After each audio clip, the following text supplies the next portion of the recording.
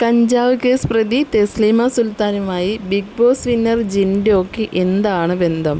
അവർ തമ്മിലുള്ള ഇടപാട് എന്താണ്? സമൂഹത്തെ പറ്റിച്ച് ജീവിക്കുന്നത് നമുക്ക് സമ്മതിക്കാം. എന്നാൽ ഭർത്താവിനെയും കുട്ടികളെയും പറ്റിച്ച് ജീവിക്കുന്നവരെ എങ്ങനെയാണ് വിശ്വസിക്കുക? അതൊരു ചെറിയ പറ്റിക്കലൊക്കെ ആണെങ്കിൽ നിസ്സാരമായി തള്ളിക്കളയാം. മറിച്ച് ഹൈബ്രിഡ് കഞ്ചാവ് പോലെയുള്ളവ വിൽക്കുന്ന കണ്ണിയിലെ ഒരാളായി മാറിയതറിയുമ്പോഴുള്ള നിസ്സഹായാവസ്ഥ അതൊരു വലിയ സംഭവം തന്നെയായിരിക്കും. മാനം പോണത് വേറെയും. തസ്ലീമ സുൽത്താന, സ്ഥലം കണ്ണൂർ, 41 വയസ്സുള്ള അവർ വേറൊരു പേരിലാണത്രേ അറിയപ്പെടുന്നത്. സിനിമയുടെ തിരക്കഥാ വിവർത്തകരെന്ന പേരിൽ പറയപ്പെടുന്ന തസ്ലീമ താമസിക്കുന്നത് ഭർത്താവിനും കുട്ടികൾക്കും ഒപ്പം ആർഭാടമായി ചെന്നൈയിലാണെങ്കിലും തിരക്കഥയുമായി ബന്ധപ്പെട്ട് കേരളത്തിലെ പല വലിയ റിസോർട്ടുകളിലെല്ലാം താമസിക്കേണ്ടി വന്നിട്ടുണ്ട്. സിനിമയിൽ അറിയപ്പെടുന്ന ഒരു വ്യക്തി എന്ന നിലയിൽ അവരുടെ തിരക്കുകളെ അതുകൊണ്ട് തന്നെ ഭർത്താവും കുട്ടികളും വലിയ അഭിമാനത്തോടെയാണ് കണ്ടിരുന്നത്. സുഹൃത്തെ, ഞാൻ ഒരു കാര്യം പറയട്ടെ. നിങ്ങളെ ആയിട്ട് എനിക്ക് പരിചയമുണ്ടോ? ഇല്ല. നിങ്ങളോട് എനിക്ക് പരിചയമില്ല. നിങ്ങൾക്ക് എന്നെ അറിയില്ല? അറിയാം. അതുപോലെ തന്നെ അത്രേ ഉള്ളൂ. എനിക്ക് ഈ പറഞ്ഞ ആൾക്കാരൊക്കെ എനിക്കറിയാം. ഈ പറഞ്ഞ ഈ ലോകത്ത് എന്റെ നമ്പറില്ലാത്ത ആൾക്കാർ കുറവാ. തസ്ലീമല്ല, ഞാനാ ഫേമസ് ആക്കണ. എന്റെ നമ്പർ അവരുടെ കയ്യിലാണ്. എന്റെ നമ്പർ നിങ്ങളുടെ കയ്യിലുണ്ടോ? എന്റെ നമ്പർ നിങ്ങളുടെ കയ്യിലുണ്ടോ? ആ, അതിനൊരു ബന്ധമുണ്ട്. എന്താ പറയുക നിങ്ങൾക്ക്? അതായത് ആത്മാർത്ഥ ബന്ധം. അപ്പന് സുഖല നമ്പർ വിളിക്കരുത്. ആ, അപ്പൊ നിങ്ങളുടെയൊക്കെ അപ്പന് സുഖല നമ്പർ വിളിച്ചപ്പോ ഞാൻ ചോദിക്കുന്നത് നിങ്ങൾ എന്താ ഗാനമായിട്ട് വിളിക്കുന്നതല്ല, അതായത് പരിചയമുള്ള വിളിക്കുന്നത്.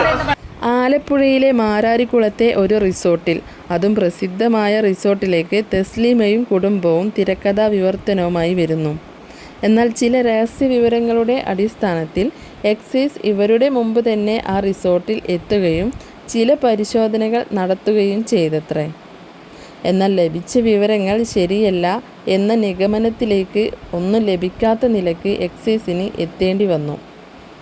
പുറപ്പെടാൻ തയ്യാറായ അവരോട് അവിടെ തന്നെ വെയിറ്റ് ചെയ്യാനുള്ള വിവരമാണ് കിട്ടിയത്. അങ്ങനെ കാത്തു നിൽക്കുമ്പോഴാണ് തസ്ലീമയും കുടുംബവും വലിയ ആഡംബര കാറിൽ വന്നിറങ്ങുന്നത്.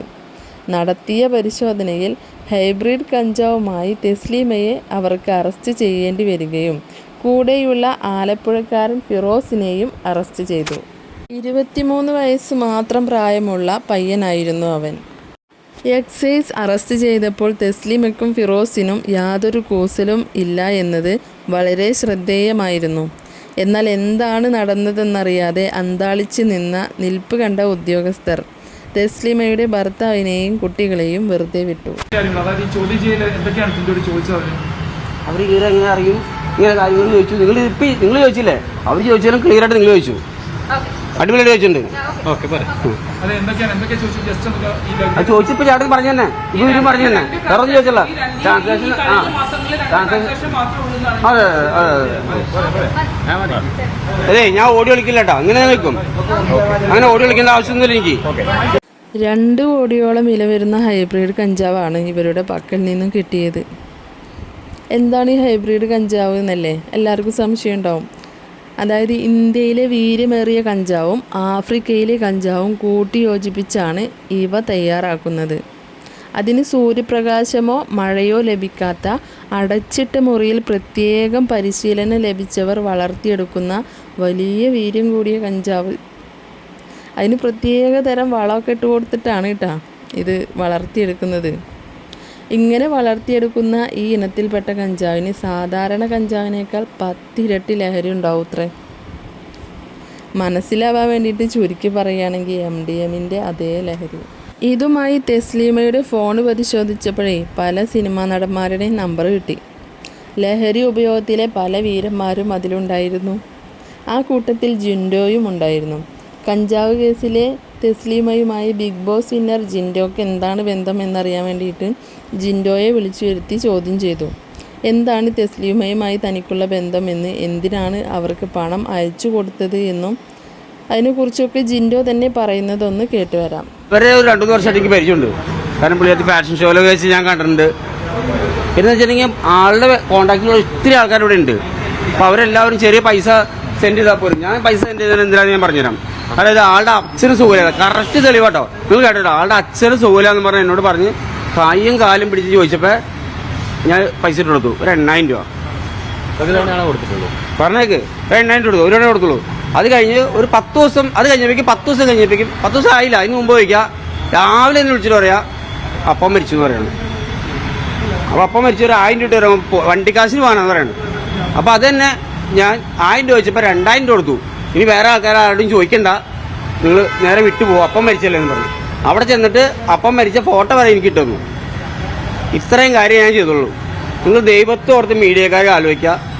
ഞാൻ ഒരുപാട് കഷ്ടപ്പെട്ടിട്ട് ബിഗ് ബോസ് വിജയിച്ച ആളാണ്. വല്ല സിനിമയും ചെയ്ത് ജീവിക്കാൻ വേണ്ടി, അതായത് സിനിമ ജീവിക്കാനല്ലടാ എൻ്റെ ആഗ്രഹം. എത്ര വർഷത്തെ ആഗ്രഹം കൊണ്ടായി ഞാൻ ബിഗ് ബോസിൽ പോയിട്ട് അത്രയും നിങ്ങൾ ജനപ്രേക്ഷകർ കൊടുക്കുന്ന ഒരു ബാഡ് ആയിട്ടുള്ള ഇമേജ് കൊടുക്കല്ലേ. ജിൻഡോയെ അറിയുന്ന പലർക്കും അയാളുടെ സ്വഭാവവും അറിയാം.